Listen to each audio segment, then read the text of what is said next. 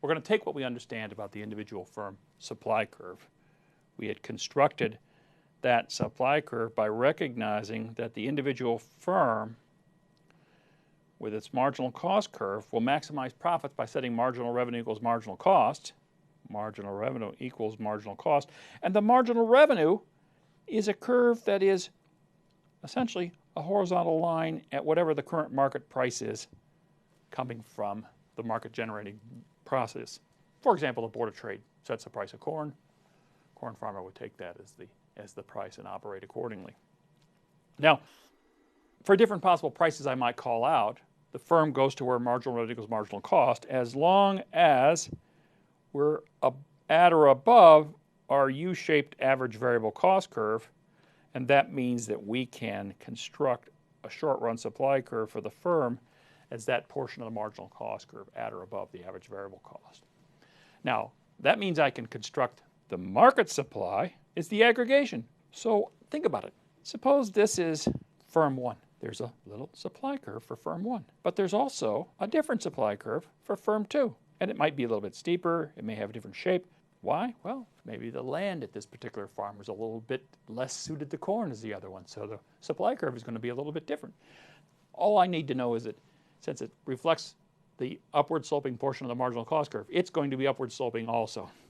And I've got a lot of these, and what I want to do is add them all up for the N firms in the industry. Each of these firms is going to have their own little, and the sum of those we'll put on an axis that's got quantity on the horizontal axis, price on the vertical, but notice I've got cap Q now, and that will be the market supply curve. So this is the sum of the marginal cost for the N players in the industry. That's going to be my market supply curve. Now, these graphs are a little bit small, a little bit shaky, but let's move to something a little bit more detailed and a little bit clearer, because we're going to have to build something that economists call side-by-side analysis. It's a rather elaborate picture, but you see what it is? On the left-hand panel, I've got the market output. You know that because it's the capital Q on the horizontal axis, market output.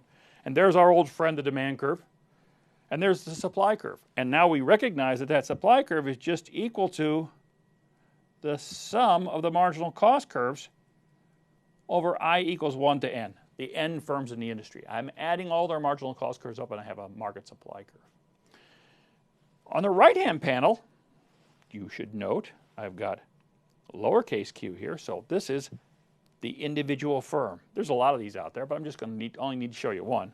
So the left-hand panel is market, right-hand panel, individual firm.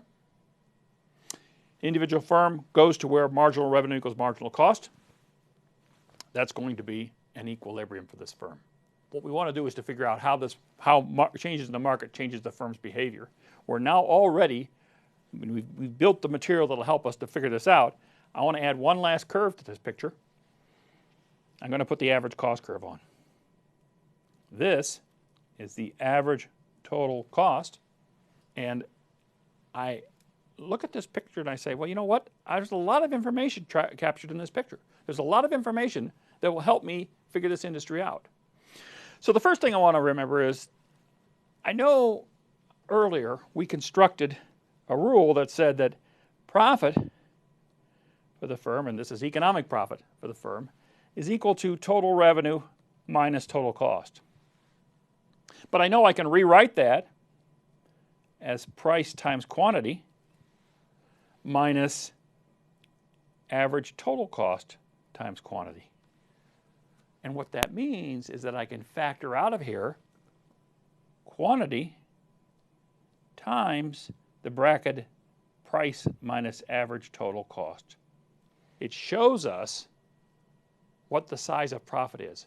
The number of units you produce, that's Q, times the per unit markup, price minus average total cost. That will give you your total profit for this operation. Well, do we have this information? Sure. Take a look at this. I know that this vertical gap right here is equal to price minus average total cost. It's a positive number because price is greater than average total cost. I know this horizontal bar, that's equal to output. So if I multiply that horizontal bar by that vertical, it's basically base times height. That gives me the area of this rectangle.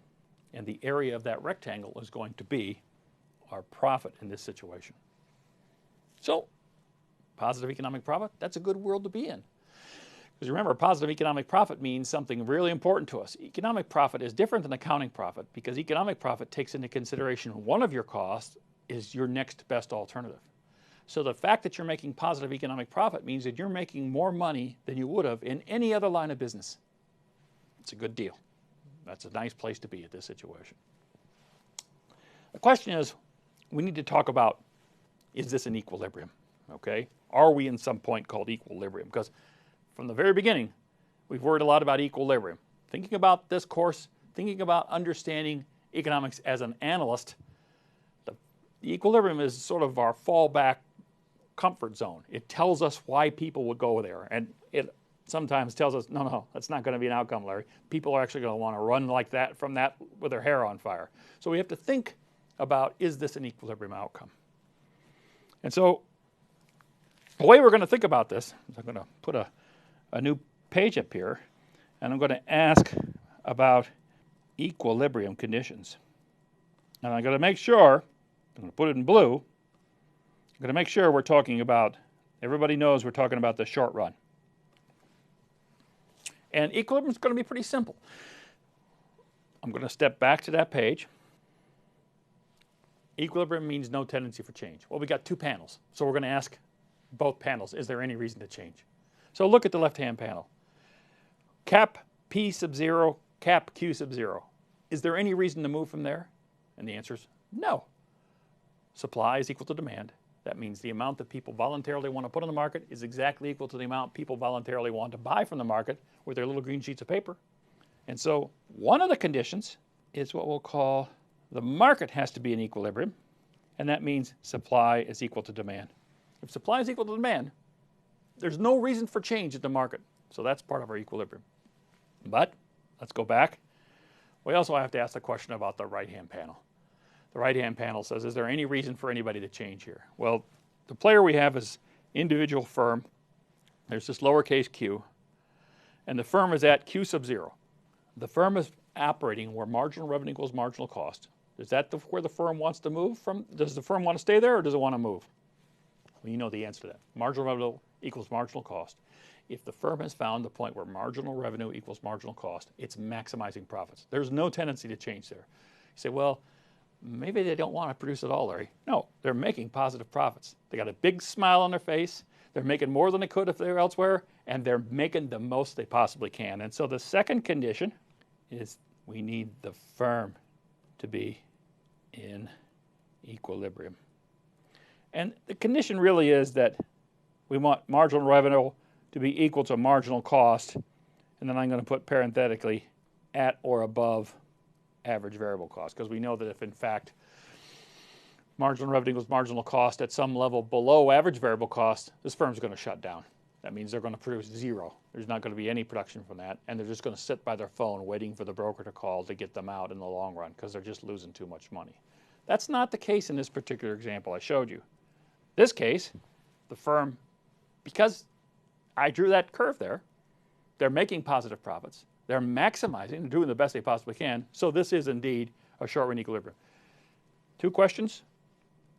Yes and yes means we found a short run equilibrium. Now, the next thing is we need to move this into the long run.